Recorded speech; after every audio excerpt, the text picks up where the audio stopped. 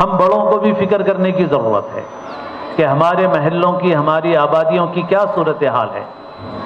ایک مرتبہ میں ایک جلسے میں تھا، دیہات میں تھا، مگر شہر کے ایک صاحب وہاں ملے اور فرصت کا وقت ملا تو کچھ بات کرنے لگے۔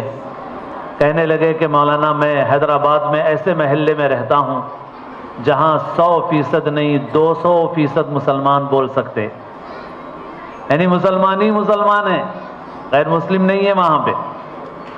لیکن میں جس محلے میں رہتا ہوں وہاں کی صورتحال یہ ہے کہ رات بھر لوگ چبوتروں پر بیٹھ کر باتیں کرتے رہتے ہیں، فجر کی اذان ہوتی رہتی ہے، اٹھ کے گھروں میں چلے جاتے ہیں۔ میں کہتا ہوں کہ بھائی چلو 5 منٹ نماز پڑھ لو، تو ان کو 5 منٹ کے لیے مسجد آنے کی توفیق نہیں ہوتی۔ میں جس آبادی میں رہتا ہوں 100% نہیں 200% مسلمان بول سکتے ہیں، مگر امام صاحب کے پیچھے صرف 6 نمازی رہتے ہیں۔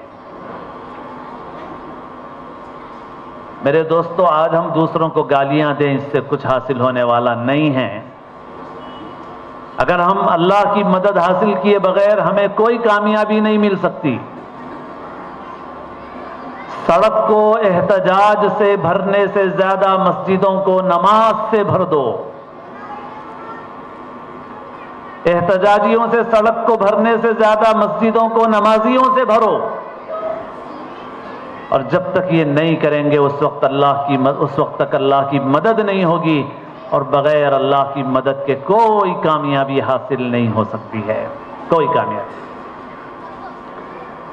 صبح اٹھنے کے معاملے میں کل جمعہ میں بھی میں نے کچھ باتیں عرض کی تھیں۔ ہمارے شہر میں ایک جلوس نکلا، اس کے ویڈیو دیکھ کر کے بہت سے لوگ پست ہمتی کا شکار ہو رہے ہیں، بہت سے لوگ تبصرے تذکرے کر رہے ہیں، اور آج کل تو تنقیدوں کے لیے ایک زبردست پلیٹ فارم مل گیا ہے سوشل میڈیا کا۔ علماء کیا کر رہے ہیں، لیڈراں کیا کر رہے ہیں، فلاں کیا کر رہے ہیں، تم کیا کر رہے ہیں؟ رات کے 2 بجے تک دعوت کھا کے صبح سوتے رہتے ہیں۔ اور آج اس ملک میں جن لوگوں نے کامیابیاں حاصل کی ہیں اور کر رہے ہیں، انہوں نے قریب 100 برس تک زبردست محنتیں کی ہیں، لیکن ہم لوگوں کی صورتحال بالکل مختلف ہے۔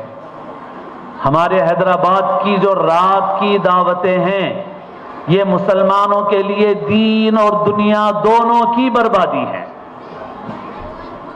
میرا ایک جمعہ کا بیان ہے، رات کی دعوتیں اور حیدرآباد کے مسلمان، صرف 20-25 منٹ کا ہوگا، آپ کو مل سکے تو سماعت فرمائیں۔ دنیا کے جن شہروں میں شوگر کی بیماری تیزی کے ساتھ بڑھ رہی ہے، ان میں حیدرآباد ہے، اور حیدرآباد میں شوگر کے مریضوں میں بہت بڑی تعداد، لوگ کہتے ہیں 80-90% مسلمان ہیں۔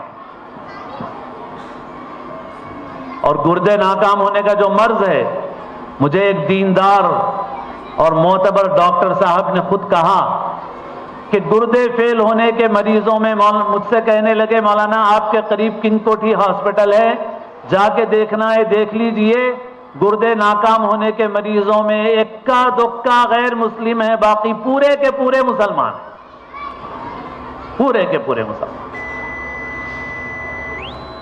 یہ رات کی دعوتیں، بچوں کی تعلیم برباد ہے، ہماری صحت برباد ہے، ہماری نمازیں ضائع ہیں۔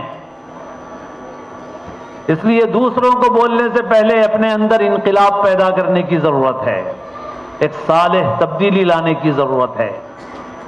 اس لیے میں جو بڑے اور سرپرست ہیں یہاں پر، بھائی ہیں، بہنیں ہیں، سب سے درخواست کروں گا کہ نماز کی پابندی، مسجدوں میں نماز کا اہتمام، اور رات میں جلدی سونے اور صبح جلدی اٹھنے کا اہتمام کریں، اپنے بچوں کی تعلیم کی فکر کریں، اور اپنے بچوں کی دینی اور ایمانی اعتبار سے حفاظت کے لیے خاص جتن کریں۔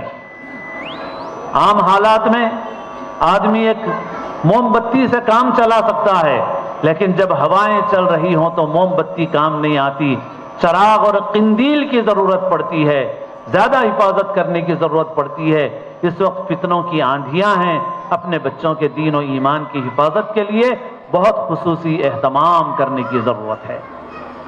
اور ایک بات اور عرض کر کے بات پوری کروں کہ اب انگریزی اعتبار سے نیا سال شروع ہونے والا ہے. ہم مسلمانوں کا حال یہ ہے، دن میں بابری مسجد کا غم مناتے ہیں، رات میں شادی خانوں میں پٹاخے پھوڑتے ہیں. تو غم نہیں، غم کا ڈھونگ کرتے ہیں. غم نہیں، غم کا ڈھونگ کرتے ہیں. ملک کے حالات، دنیا کے حالات ہمارے سامنے ہیں. اب یہ 31 دسمبر کو امتحان ہے ہماری غیرت کا. ہمیں پتہ چلے گا کہ ہم باغیرت ہیں کہ ابھی بھی وہی بے غیرتی میں مبتلا ہیں. افسوس ہے کہ غیروں کی آبادیوں میں نہیں، مسلمانوں کی آبادیوں میں نئے سال کے عنوان سے بدتمیزیاں چل رہی ہیں، اللہ کی نافرمانیاں چل رہی ہیں. اگر کوئی کھلے حرام کا ارتکاب نہیں بھی کرتا ہے تو جو اس رات کو 12 بجے تک جاگ کر کے حصہ لیتا ہے وہ دنیا بھر میں لاکھوں کروڑوں ان انسانوں کے ساتھ ہوتا ہے جو اس دن اللہ کی بڑی بڑی نافرمانیاں اور حرام کاریاں کرتے ہیں، جو 12 بجے کا انتظار کر رہے ہیں اور 12 بجے سے پہلے بھی نافرمانیاں کر رہے ہیں، اور 12 بجے کے بعد تو وہ حرام کے سارے راستوں کو، حدود کو پار کرنے والے ہیں. ہم جاگ کر گویا ان حرام کاری کرنے والوں کا ساتھ دے رہے ہیں.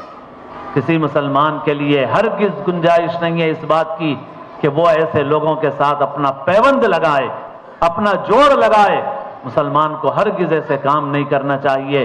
اس وجہ سے اپنی بھی حفاظت کیجئے، اپنے بچوں کو بھی بچائیے اور اللہ کی ایسی نافرمانیوں سے بچائیے.